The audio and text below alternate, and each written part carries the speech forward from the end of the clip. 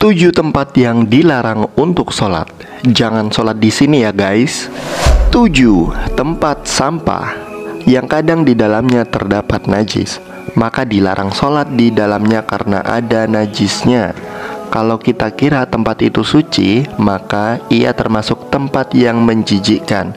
Tidak layak seorang muslim berdiri menghadap Allah di tempat tersebut. 6. Tempat penyembelihan hewan, yaitu tempat penyembelihan hewan-hewan, karena tempat itu terkotori dengan najis seperti darah dan kotoran-kotoran lainnya. 5. Kuburan.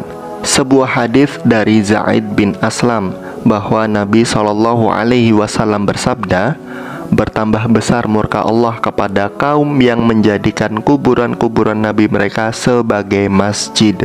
4. Tengah jalan. Jalan yang tidak boleh digunakan untuk sholat adalah jalan yang dilalui oleh orang. Sedangkan jalan yang tidak terpakai atau di sisi jalan yang tidak dilalui oleh orang, maka hal tersebut tidak dilarang. Dilarang sholat di tengah jalan karena mempersempit jalan.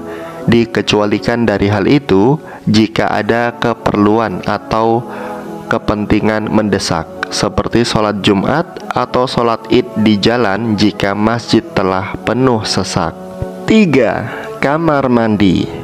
Dan dimakruhkan sholat di kamar mandi meskipun hanya di pintu lewatnya saja.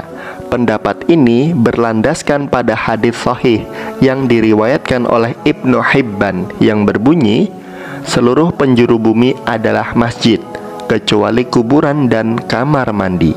2. Kandang unta. Larangannya adalah bahwa kandang unta adalah tempat tinggal para setan, dan kalau untanya berada di dalam, maka dapat mengganggu orang yang sholat dan menghalangi kesempurnaan khusyuk karena khawatir dari gangguannya. 1. Tanah yang dirampas dari pemiliknya.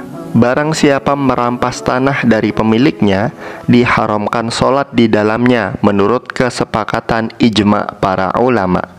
Imam Nawawi rahimahullah berkata di kitab Al-Majmu', sholat di tanah yang dipakai tanpa seizin pemiliknya adalah haram menurut ijma', konsensus para ulama.